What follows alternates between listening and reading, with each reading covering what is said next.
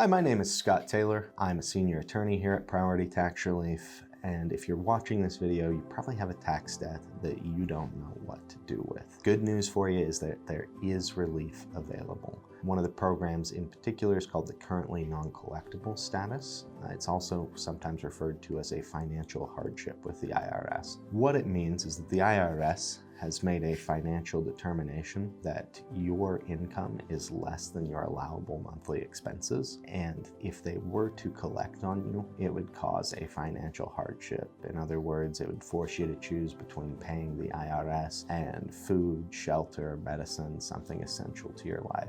Now, the IRS is statutorily prohibited from causing that kind of hardship on American taxpayers. So they can't do that, and they've had to create this currently non-collectible program to account for these situations. In order to qualify for the currently non-collectible program, you have to go through a full financial disclosure with the IRS, which includes a review of your assets, any bank accounts, or any other financial properties that you may have. It also includes a review of your income and your actual monthly expenses as compared to the IRS allowable monthly expenses. This is a process that we specialize in. So if it sounds like I'm describing your situation, give us a call and we'll have one of our consultants walk you through the precise qualifications, determine if this is the best fit for you.